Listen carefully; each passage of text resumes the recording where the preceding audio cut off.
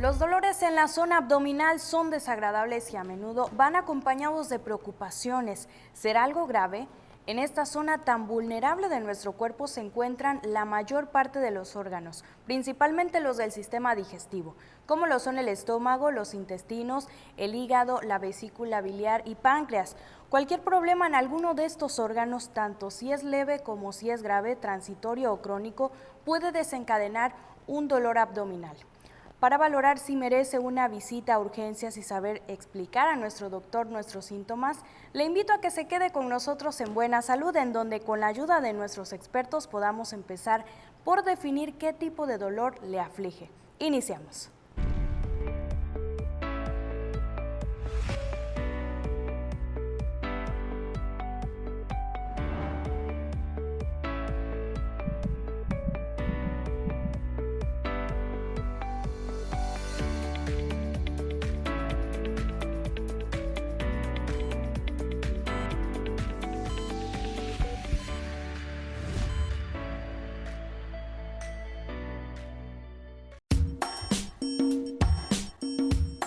¿En qué consiste el dolor abdominal? Normalmente no nos percatamos de ninguna de las acciones de los órganos interiores del abdomen, ni de las molestias producidas por actividades tales como la ingestión de alimentos, el tránsito de estos a través de los intestinos y los movimientos intestinales. Los nervios controlan constantemente las actividades del cuerpo, de manera que, cuando estos mensajes se transmiten al cerebro y llegan a la conciencia de la persona como sensaciones desagradables, es posible sentir dolor o malestar.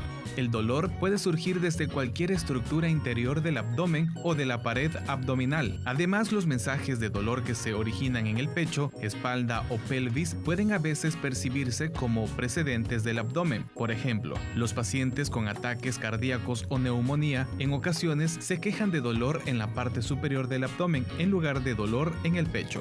El historial clínico del paciente es la información más útil con que cuenta el médico para determinar la causa del dolor abdominal. Las características del dolor, si es agudo o sordo, tipo cólico, para retorcerse, ardiente, desgarrador, penetrante, así como la ubicación y la relación con los alimentos o movimientos intestinales son pistas importantes. Otros factores que son igualmente útiles incluyen el patrón del dolor, duración, irradiación, propagación hacia otras zonas del cuerpo y su relación con otros síntomas como ictericia, piel amarilla, náusea, vómito, sangrado, diarrea y estreñimiento. Los hallazgos durante el examen físico también son de utilidad. Entre los hallazgos principales están zonas adoloridas, la presencia o ausencia de ruidos intestinales o distensión abdominal, masas, agrandamiento de órganos y evidencia de sangre en las heces. De acuerdo al historial clínico y examen físico, el médico podrá o no tener una idea clara sobre la causa del dolor. En ciertas ocasiones se establece un diagnóstico y se inicia el tratamiento. En otras circunstancias se aplican pruebas de diagnóstico para confirmar o excluir un diagnóstico específico. Para este efecto pueden solicitarse varios exámenes, entre los cuales los más frecuentes son análisis de sangre, muestra de orina y heces, radiografías del abdomen y endoscopía. Gracias por acompañarnos en otra emisión más de su programa Buena Salud. Saludamos a los que nos acompañan en este programa, al doctor Miguel David Pérez de la Fuente, él es médico general de la UCAT, así como al doctor Manuel Toraya Bolón, médico urgenciólogo. Ambos son de los servicios médicos de esta casa de estudios. Bienvenidos a ambos, un placer que estén acompañándonos en este día, que el tema principal es el dolor abdominal de una colitis a una apendicitis. ¿Cómo saber cuándo acudir al médico? Me gustaría iniciar con usted, el doctor Miguel David, para que nos platicara la definición de esto que es el dolor abdominal. El dolor abdominal es una sensación no grata, desagradable, que se localiza en el abdomen. Generalmente es en un lugar o se puede generalizar por varias partes del abdomen. Ok, pero ¿por qué es tan relevante este tema este día? El dolor abdominal, ¿cuál sería la epidemiología de este dolor? En México tenemos una cifra que es del 30% de todas las consultas que tenemos en el país, el 30% es del tipo de dolor abdominal. Ok. Pero este dolor, doctor, sin duda a todos ha llegado un dolor como este. Pudiera decirse un dolor crónico en la parte baja de nuestro estómago, ¿verdad, doctor? Sí, al presentarse el dolor, la importancia de la revisión inicial del paciente es eso, de manera inicial, entre otras cosas, distinguir si es algo agudo, si es algo crónico. Eso ya el médico, conforme vaya interrogando y explorando al paciente, irá dándose una idea de una aproximación diagnóstica. Respecto a lo que decía el doctor, importante de la cuestión epidemiológica, o sea, el dolor en general, cualquier tipo de dolor de cabeza, en el abdomen, en la espalda, en cualquier parte, el dolor como tal representa hasta el 80% de la consulta de urgencias. Es decir, 8 de cada 10 personas que llegan a urgencias llegan por algún tipo de dolor. Y de estos, hasta el 30 o 40% son de dolor abdominal. Es decir, un gran porcentaje, cercano a la mitad de las consultas de urgencias son por dolor abdominal. De ahí la importancia.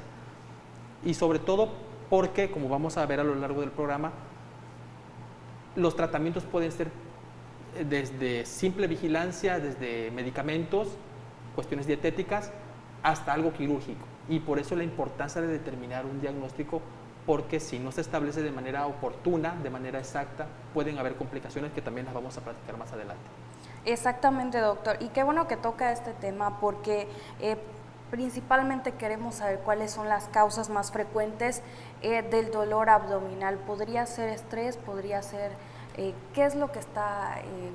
Muchos factores tienen que ver. Estrés definitivamente, la dieta, el ritmo de vida que llevamos. Ahorita la situación de la pandemia por sí misma es algo muy estresante y que es causa de muchas manifestaciones de dolor. El abdomen es un órgano de choque, le llamamos, que muchas personas bajo situaciones de estrés presentan la llamada colitis, que hasta de manera coloquial se le llama nerviosa, precisamente por su relación con el estrés,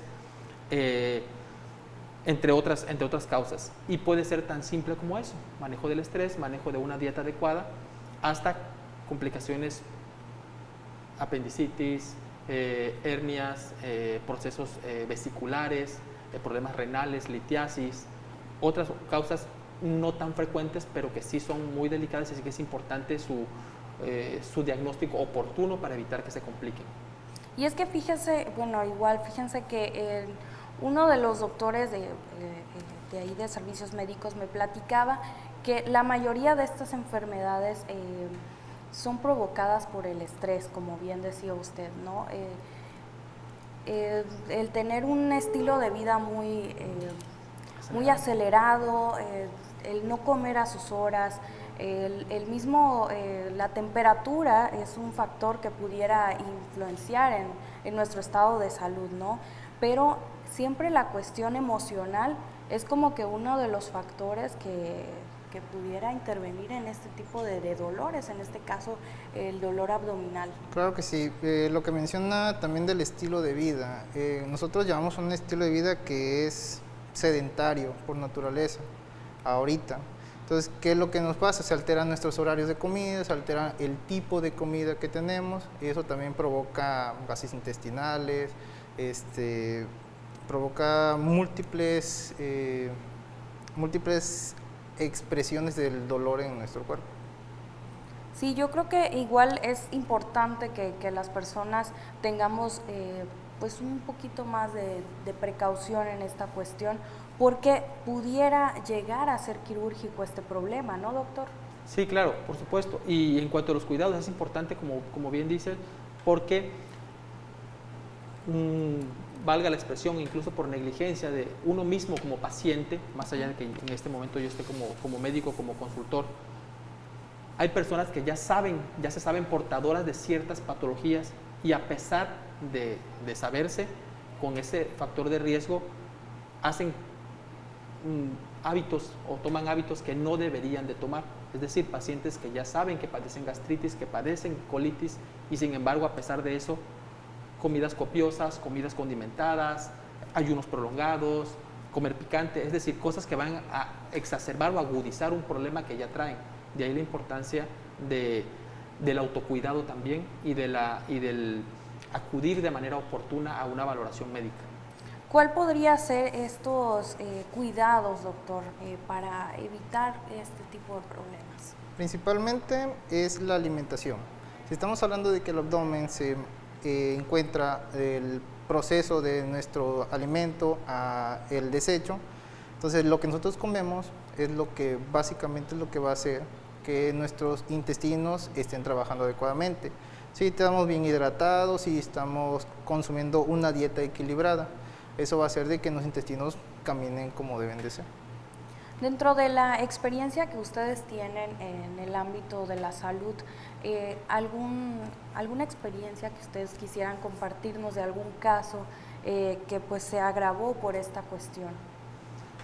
Bueno, quizá me vaya a un extremo, pero justo de manera reciente y a pacientes de servicios médicos con un dolor crónico que se venía presentando de manera constante, abdominal, un dolor no muy específico que refería la paciente, y hablamos de un cuadro de 4 meses más o menos de evolución, y hoy está con un diagnóstico de un cáncer hepático en una fase muy avanzada, prácticamente con manejo solamente paliativo, sin mayor tipo de tratamiento que se le pueda ofrecer. Y de ahí la importancia, volvemos a eso. Tal vez este sea un extremo drástico y sea una gran minoría que le pueda pasar esto, sin embargo, la importancia de acudir de manera oportuna, ser muy enfático en el tipo de síntoma que estoy presentando con los médicos a quien yo consulte. Ok, doctor, vamos a seguir retomando estos temas, esto al regresar de un corte promocional.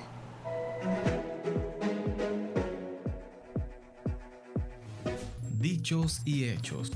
Que el alimento sea tu mejor medicina y que tu mejor medicina sea tu alimento.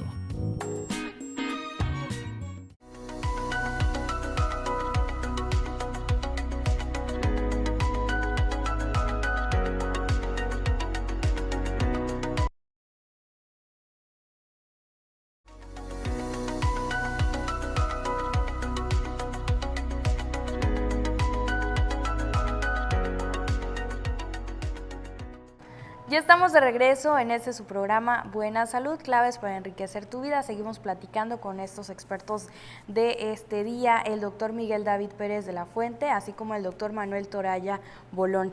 Y en este segmento vamos a estar platicando por qué es importante acudir al médico en un dolor abdominal. Pero antes me gustaría que siguiéramos, retomáramos el tema, doctor Toraya. Usted mencionaba que uno de los casos extremos pudiera ser un cáncer hepático, ¿no? En el caso de no tratarse a tiempo un dolor abdominal, ¿pudiera complementarnos un poquito más? Bueno, esta idea era poniendo un ejemplo real, un ejemplo de que sucede. Obviamente son cuadros muy floridos, cuadros que nos dan una serie de síntomas, de signos que nos hacen ir sospechando una posible causa así de grave como es el ejemplo. Sin embargo, es importante tenerlo en cuenta, acudir de manera oportuna. Retomando este ejemplo, se acudió relativamente tarde pensando en que podía remitir solo el cuadro, y de manera desafortunada, pues el diagnóstico es así de drástico como lo estamos viendo, de que está en una etapa muy avanzada. ¿Cuál otra pudiera ser otra de estas complicaciones, doctor Miguel? Otra complicación podría ser de que si no estamos ante un cáncer, pero estamos ante una apendicitis, que generalmente en el adulto mayor y en el niño, que son los rangos de edad que son más difíciles diagnosticar enfermedades de este tipo, se rompa el apéndice, se expulse todo el contenido del colon y eso haga una infección aún más grande. ¿Cómo detectar entonces que tengo un dolor abdominal o una apendicitis? Bien, dentro del protocolo de atención que nosotros tenemos es, recibimos al paciente, primero vemos antecedentes. Es muy importante, a veces los pacientes dicen, no, es que yo tengo mi dolor aquí, quiero que me vea el dolor que tengo ahorita. Entonces nosotros debemos preguntar de antes, qué tipo de alimentación tiene, si alguna vez tuvo algún problema parecido, si alguna vez tuvo algún otro daño, alguna otra cirugía, si se cayó, si tuvo alguna otra cosa que pueda tener relación ahorita. Lo siguiente que hacemos es acostamos al paciente, preguntamos cómo es el dolor, en dónde se localiza exactamente y si se va hacia algún lado. Si el dolor es en un solo punto, generalmente es un dolor que no es muy poco probable que sea quirúrgico, pero si el dolor es en un lado y se irradia hacia otro lugar, entonces es un dolor que ya podemos pensar en algo quirúrgico. Después de eso, vamos nosotros a empezar a tocar al paciente. Revisamos, primero vemos cómo se encuentra el abdomen, después tocamos el abdomen y empezamos a buscar puntos de dolor. En esos puntos de dolor nos da la idea de dónde está la lesión.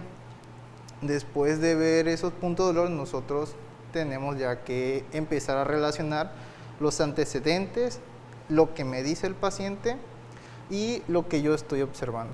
Que dentro de esa valoración me imagino que usted, doctor especialista, va midiendo la intensidad del dolor, ¿no? Porque un dolor muy leve pudiera, no sé, confundirse con un dolor abdominal.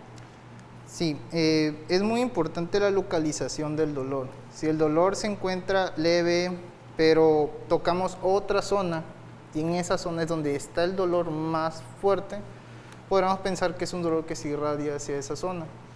Como en la apendicitis, el dolor sí se encuentra en el flanco de donde tocamos el apéndice, pero también se encuentran otros puntos que nos ayudan a confirmar o relacionar más que nada el dolor, como es el del SOP, que es una maniobra en la pierna. Entonces, mover una pierna que genere dolor en esa zona, entonces es donde nos podría dar esa idea más acertada.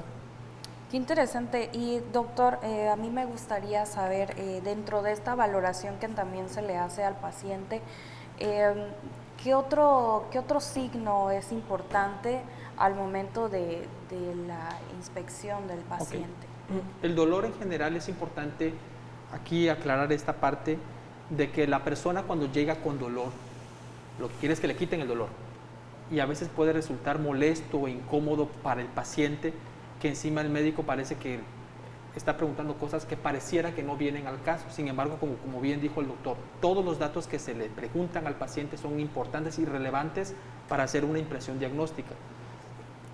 Diferentes o cada una de las posibles causas tiene signos muy específicos. Sería muy tardado abundar en todos ellos, pero hay signos muy específicos para pensar en patología de la vesícula, en patología del riñón, en patología del apéndice, y cada uno de ellos los vamos buscando de acuerdo a la zona del dolor, de acuerdo a la evolución, de acuerdo al interrogatorio, y dentro de ese interrogatorio es buscar las características de ese dolor: ardoroso, punzante, penetrante, si se irradia, si no se irradia, qué factores lo agravan, qué factores lo calman, la intensidad, como bien decía, se les da la escala del 0 al 10, qué tan intenso es el dolor. En un paciente joven que coopera en una edad promedio, es relativamente sencillo, entre comillas, establecer un diagnóstico. Los problemas vienen cuando hay pacientes de grupos especiales, como decía el doctor, los extremos de la vida, un paciente senil, en un paciente joven, en un niño, llámese sobre todo si es un recién nacido, donde es muy difícil la interpretación del dolor, porque no cooperan, porque no lo dicen de manera clara donde duele, solamente gestos de dolor, solamente llanto, y son grupos muy especiales en los que es más difícil establecer un diagnóstico. ¿Una apendicitis, por ejemplo, doctor, pudiera darse en cualquier rango de edad? Totalmente, en cualquier rango de edad, y estamos obligados a buscarla siempre que se presenten signos que nos hagan sospecharla. El sitio y la localización del dolor es muy importante, y siempre es un diagnóstico a descartar cuando hay dolor abdominal.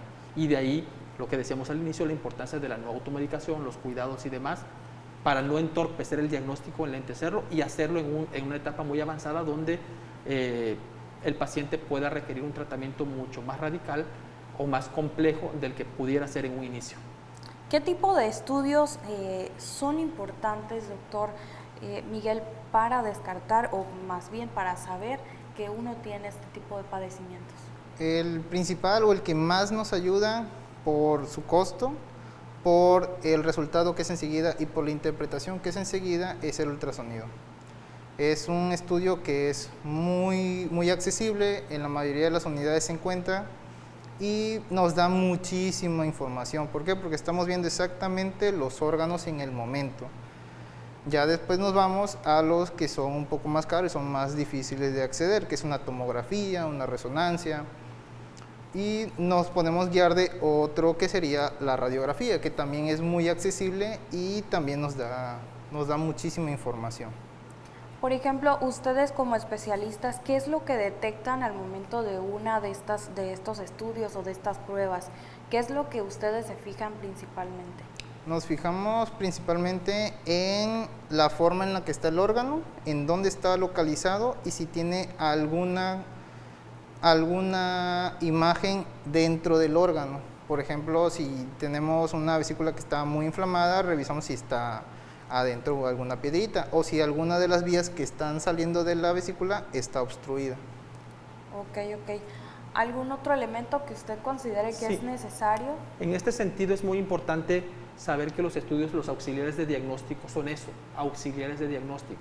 De manera inicial, lo más importante es la clínica, y con la clínica nos referimos a la valoración médica, el interrogatorio, la exploración física, todo lo que decíamos hace un momento, y entonces uno como médico es el que determina cuál es el estudio más propicio para ese paciente. Suele suceder que pacientes piden o sugieren o exigen, si se vale la expresión, que se les hagan ciertos estudios sin estar justificados, porque no son útiles para el caso. Por eso el médico es el que determina y nos vamos, como bien decía el doctor, desde de menos a más. Estudios más accesibles, los más sencillos, y no solo los de imagen. Los estudios de laboratorio también son muy importantes, estudios de sangre básicos, una biometría hemática, una química sanguínea, para ver la función de los riñones, para ver datos de infección generalizada, y todo esto va a complementar nuestra impresión diagnóstica para ya tener un diagnóstico mucho más exacto, mucho más certero. Si a pesar de todos estos estudios siguiese habiendo alguna duda respecto al diagnóstico, vienen estudios más avanzados, viene la tomografía, incluso una resonancia, y podemos seguir avanzando. Ok. Y ustedes, sobre todo es importante que uno pues acuda al médico porque es el que va a dar la valoración y sobre todo el seguimiento de todos estos padecimientos. Pero, ¿qué les parece si vamos a continuar en el siguiente bloque? Después de un corte promocional, vamos a estar platicando sobre el abdomen quirúrgico. Quédese con nosotros, esto es Buena Salud. Vamos a un corte promocional.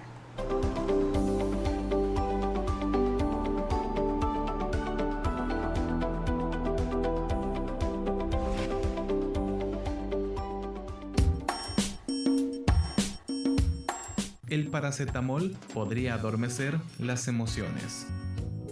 De acuerdo con una serie de estudios recientes, tomar 1000 miligramos de paracetamol, un popular y socorrido remedio para los dolores y achaques diarios, podría debilitar nuestras respuestas emocionales, incluso aquellas relacionadas en la empatía, la alegría y la sensación de agravio. A decir de los investigadores, lo anterior quizás se deba a que el fármaco inhibe a la activación de áreas cerebrales que, se cree, participan tanto de los procesos de dolor como del reconocimiento de las emociones.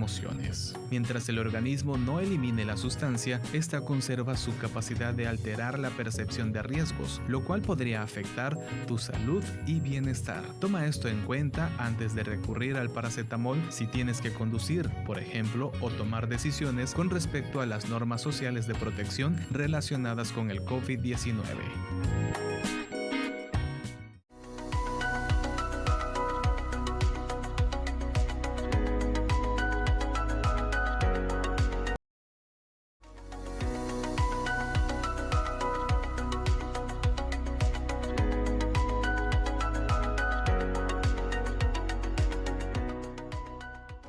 Qué bueno que sigue con nosotros en Buena Salud, claves para enriquecer tu vida. Seguimos platicando sobre nuestro tema, el dolor abdominal, de una colitis a una apendicitis.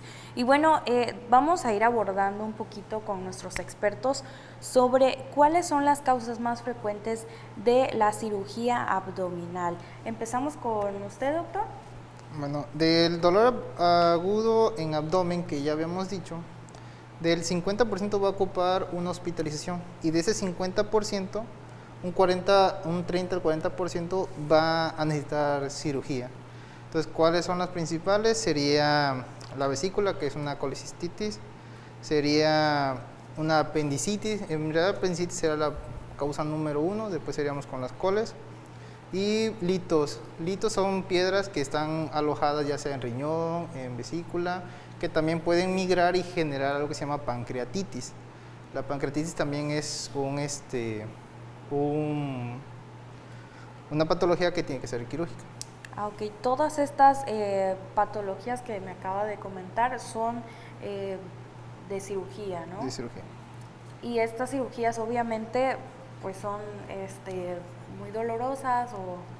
Generalmente hay dos tipos, están las abiertas y están por laparoscopía. Ok. Entonces, si son abiertas es una herida más extensa que amerita más manejo, en los intestinos y en la vía. Y en cambio las laparoscópicas son 3 orificios que se mete una camarita y se hace todo el manejo de adentro, es menos invasiva, es más rápida la recuperación. Pues qué cosas, ¿no? Yo siento que es importante que tomemos las medidas necesarias para evitar este tipo de cuestiones, porque los alimentos pudieran ser uno de estos que causan este tipo de padecimientos, doctor. ¿Qué tipo de alimentos pudieran provocar este malestar? De hecho la alimentación va muy en relación sobre todo en problemas vesiculares, en problemas de la vesícula biliar.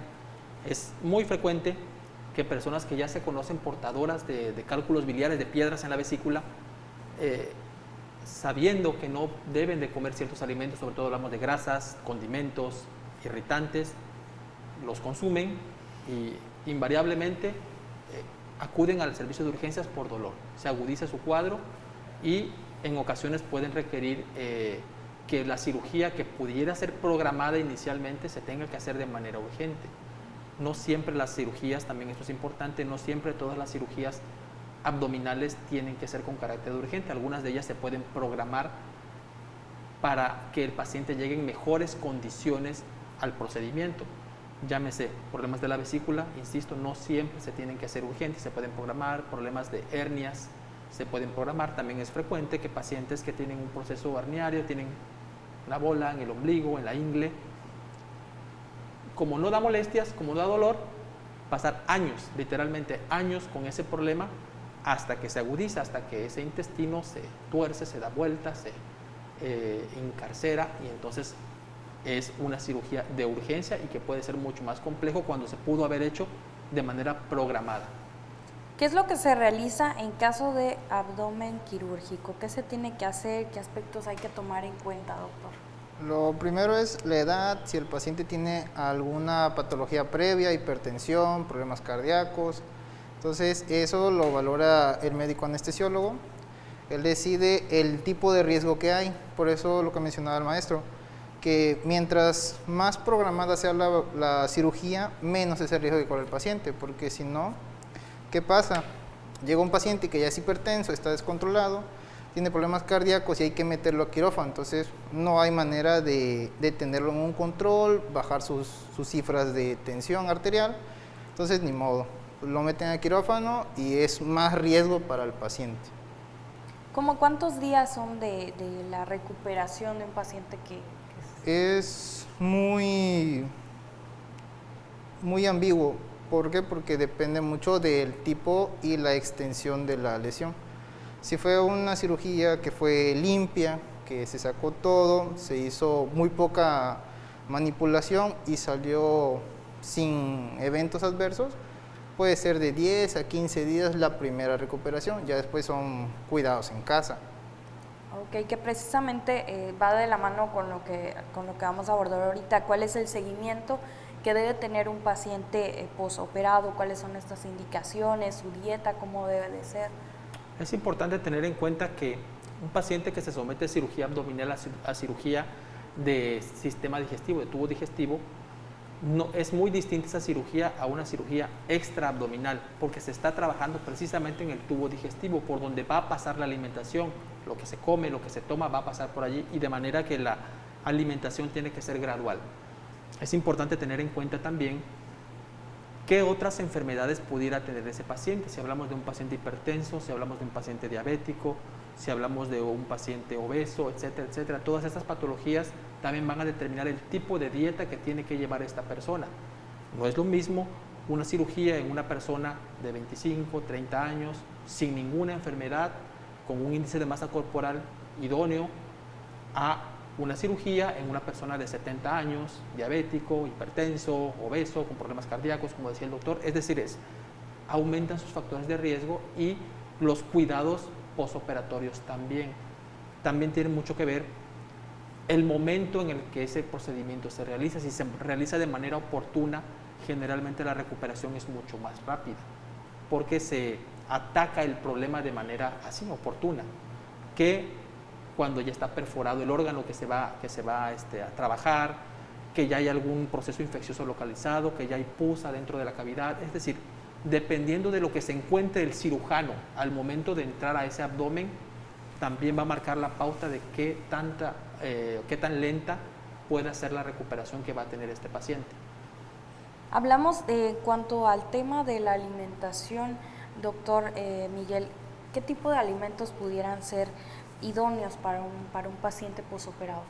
Pues afortunadamente aquí en nuestro Tabasco, lo que yo generalmente le digo a mis pacientes es, puede comer cualquier cosa que sea en caldo claro, a carnes blancas y hasta ahí.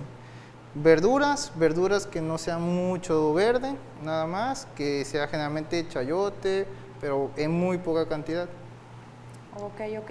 Por ejemplo, verduras o frutas que tienen semillas, ¿son recomendables? No se recomienda por el hecho de que puede llegar a ser una obstrucción más adelante. Entonces, ¿por qué? Porque se disminuye la motilidad intestinal. Nuestros intestinos mueven los alimentos, lo mueven por medio de movimiento. Entonces, al estar metiendo semillas, se puede que no esté caminando el intestino como debe caminar y se vayan acumulando. Ok. Sí, es importante, yo creo que tengamos mayor atención en este tipo, sobre todo en la alimentación. Alimentos duros, blandos. De preferencia blandos, precisamente porque estos pacientes suponen una poca movilidad, me refiero física, pacientes que después del posoperatorio inmediato van a pasar reposo en cama. Pudieran aumentar de peso, ¿no? Además de eso, el no tener una movilidad adecuada, el no caminar, el quitar ese beneficio de caminar, hace que el intestino esté más lento, lo que explicaba el doctor, y eso hace que se puedan estreñir, que se puedan distender, esponjar, como le dice la gente, se les distiende, se les esponja el abdomen, y en la medida que el dolor es tolerable, se tiene que haber también una deambulación temprana, caminar. A veces los pacientes dicen, es que ¿cómo voy a caminar si me duele? ¿Sí? O sea, no se les manda a correr tampoco, pero con asistencia, con la ayuda de un familiar, con el apoyo, el caminar también favorece, entre otros beneficios, el movimiento intestinal, y eso es importante para la pronta recuperación junto con la dieta que se debe de llevar. No es por ocurrencia médica, sino tiene su sustento fisiopatológico del beneficio que da esa parte de la deambulación, del caminar. Sí, porque, bueno, pudiera ser un poco complicado para una persona que tiene dolor abdominal el caminar, porque, digo, yo igual padecí en su momento de colitis nerviosa y sí, es un dolor tan intenso que te doblas, prácticamente te doblas del dolor. Pero bueno, vamos a seguir platicando de estos temas, del dolor abdominal, de una colitis a una apendicitis, pero vamos a ir a un corte promocional. Quédese con nosotros para conocer las conclusiones de los expertos.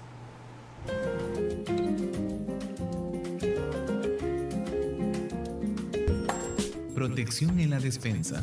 Aumenta tu ingesta de fibra dietética para evitar el estreñimiento. Se recomienda un consumo diario de 25 a 35 gramos de fibra insoluble, que pasa intacta por el intestino. El incremento de fibra en la dieta debe ser gradual y es necesario aumentar también la cantidad de líquidos. Entre los alimentos ricos en fibra están el salvado de trigo, los productos a base de granos enteros, las legumbres, las frutas y las verduras. Bebe mucha agua. Los adultos deben tomar al menos 8 vasos diarios de bebida sin alcohol. Al mezclar una dieta baja en fibra con un consumo deficiente de líquidos, las heces son secas y duras y por lo tanto cada vez es más difícil que se muevan los intestinos.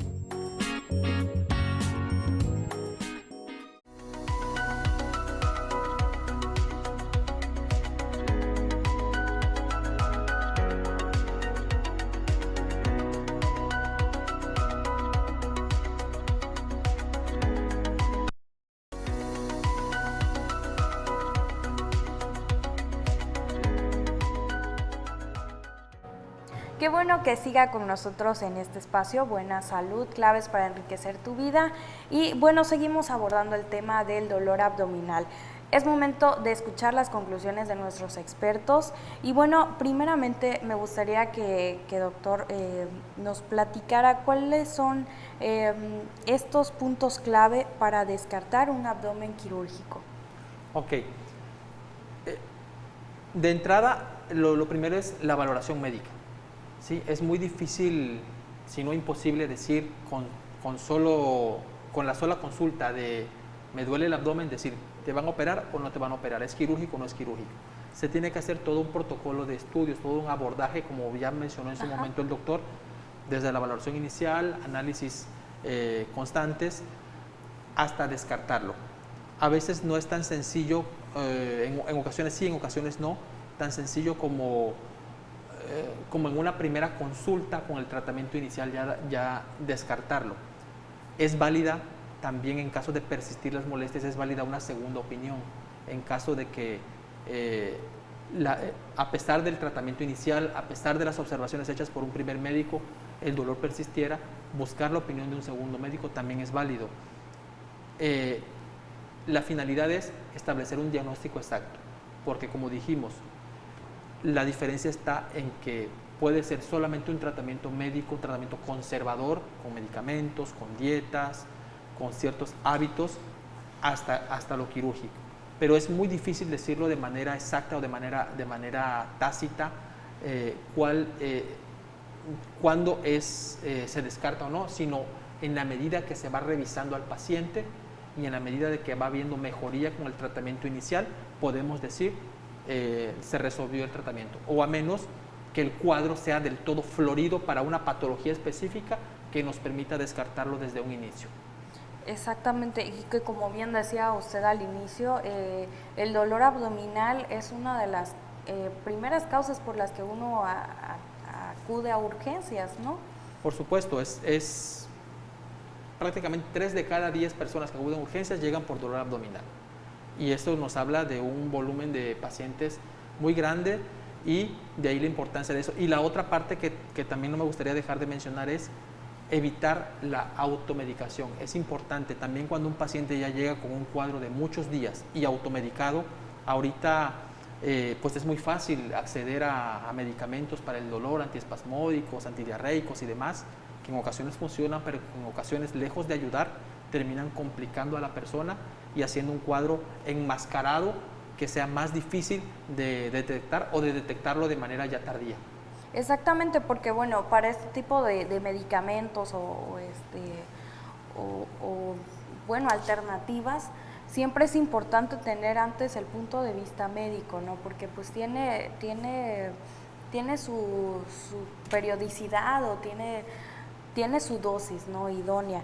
Pero usted, doctor, ¿nos pudiera platicar qué debemos de hacer en caso de tener un dolor abdominal? Bueno, lo primero siempre hay que diferenciar cuántos días lleva ese dolor. Si ese dolor lleva menos de 7 días, entonces sí es algo que puede ser una urgencia. Entonces lo primero que hay que acudir es un área de urgencias. Si el dolor, usted dice, no, pues llevo un mes, llevo 2 meses con el dolor, que lo tengo ahí molestoso, entonces ahí se saca una consulta a consulta externa. ¿Por qué? Porque generalmente como ya lo habíamos mencionado, muchas consultas son por dolor. Entonces, si todas esas consultas las acomodamos en un solo espacio, es cuando se saturan nuestras unidades de salud.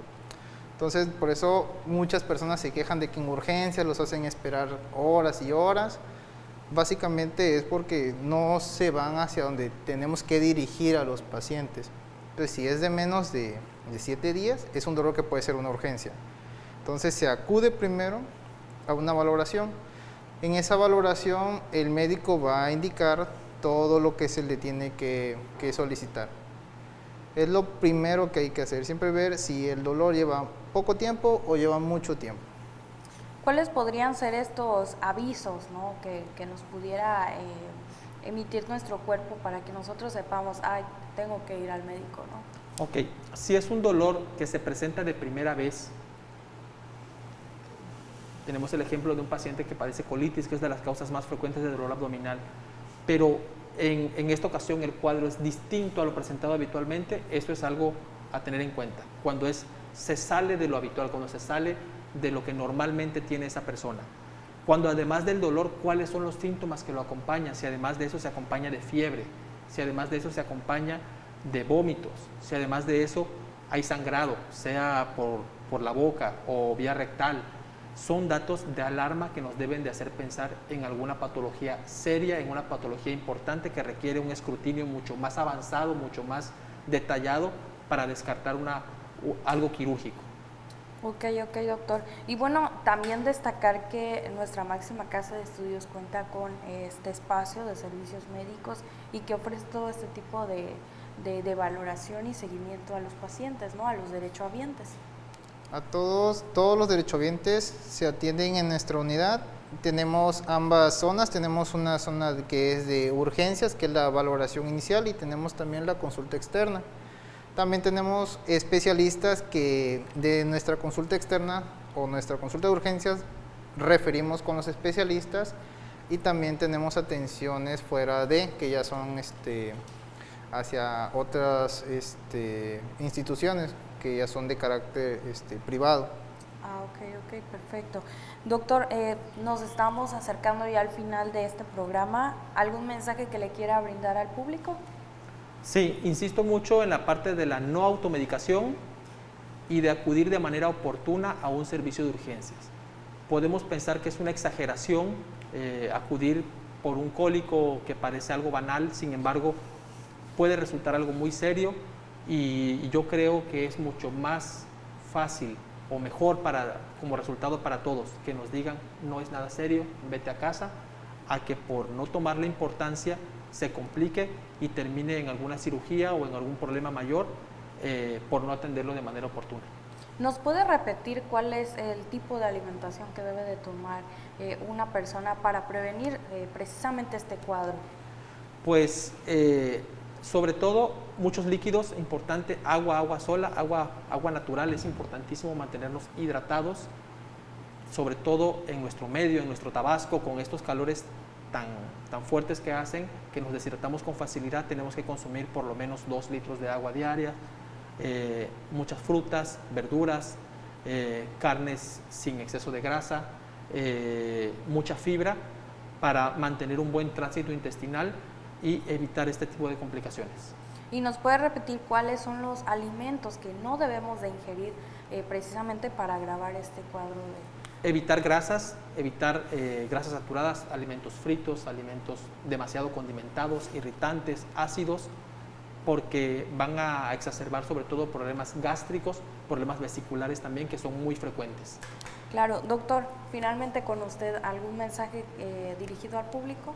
Lo que ya les habíamos mencionado, la no automedicación. Siempre va a haber una tía, una prima, una sobrina, un vecino que dice, no, yo tuve el mismo dolor y me lo traté con esto y se me quitó. Desafortunadamente tenemos el 50-50, 50 de que puede ser quirúrgico y 50 de que puede no ser quirúrgico. Entonces es como jugar una ruleta rusa de que este medicamento me puede servir, pero al final puede que ese medicamento también agrave la situación. Y que muchas veces las personas, como bien decía usted, mi vecina, mi amiga, mi comadre, me recomienda una receta casera o un remedio casero pues para estos malestares? ¿Qué debemos de hacer al respecto? Siempre es negarnos a ese tipo de comentarios que lo único que van a hacer es que van a detener la atención. En la atención siempre jugamos con el tiempo. El tiempo es muy importante. Si atendemos algo en un corto plazo de tiempo, puede que no haya complicaciones y que todo salga como debe de salir. A que si lo extendemos mucho tiempo ya puede llegar muy complicado, ya puede ser que sea una cirugía más extensa y pueden terminar hasta en la terapia intensiva. Ok. Pues muchísimas gracias a ambos por haber estado con nosotros en este espacio, que pues es de gran importancia que sepamos distinguir las clases de dolores que podemos tener en esta zona de nuestro cuerpo, en el dolor abdominal, y sobre todo pues que ustedes nos abordaban cómo es una colitis y cómo pudiera ser una apendicitis. Muchísimas gracias a ambos por haber estado en este programa. Gracias por la invitación. Muchas gracias. Ok, pues bueno, los dolores en la zona abdominal pueden ser indicativos de muchos tipos de problemas, desde los más benignos a algunos muy graves. No se quede con la duda. Si el origen de su dolor no está claro, es importante que usted acuda con su especialista para una valoración completa. Recuerde que en Buena Salud ofrecemos solo información y que en ningún caso sustituye al consejo médico. Agradecemos que haya estado con nosotros en este espacio. Mi nombre es Stephanie Pérez. Nos vemos en una próxima emisión.